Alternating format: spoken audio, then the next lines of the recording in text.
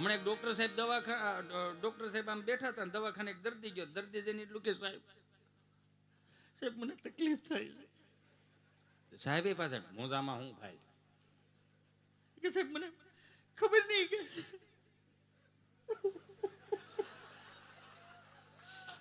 તમે એક એવું સાંભળ્યું છે કે દાંત નો કાઢતો હોય ને એને પાસે ન બેહવું, દાંત નો કાઢતો એને મિત્ર ન કરો, દાંત નો કાઢતો એને પાસે રહેવું ને, એવું બધું સાંભળ્યું છે.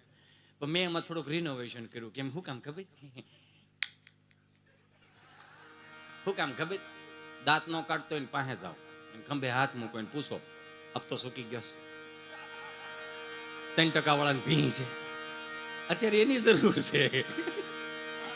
હા, અત્યારે એની જરૂર છે ખરેખર, સમજ્યા ને? મૂળી અત્યારે એની જરૂર છે. પણ સહજ રીતે એટલું કહું મારા બાપ, એટલું સાંભળો.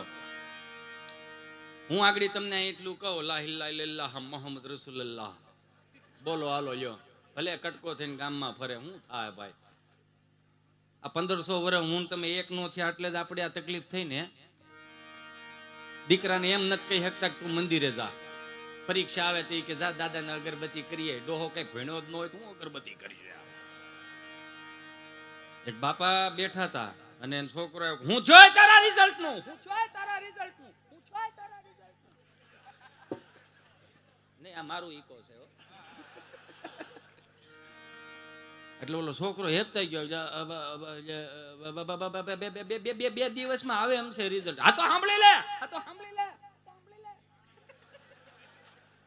મારથી ભૂલથી એક એપિસોડ અનુપમાનો જોવાઈ ગયો હતો.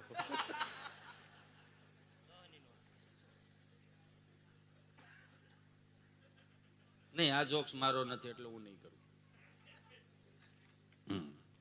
આપણે પાકો માલ વેચીશું, ઉતરેલો માલ નથી વેચતા. એટલે એમ સોરી, મને માફ કરજો.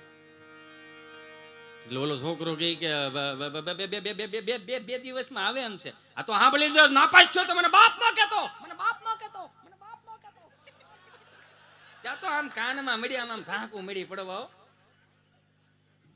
બીજે દી કોલેજે ગયો અને કોલેજે જઈને એના દોસ્તારોને મળ્યો. અને દોસ્તારો એની જેવા જ હોય, ઘોડીઓ ચડાવી હોય, 35 પેટ્રોલ પુરાયું હોય, એકાદી માગી બિસ્ટોલ પીધી હોય, બાપના નામ ઉજળા કરતો હોય, સગન વલ્લભ, મગન ખોડા.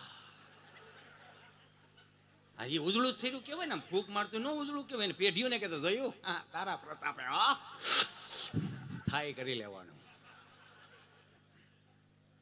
35 પેટ્રોલ પૂરે એના દોસ્તારને જઈને કીધું કે મારી બા તો મને સવારમાં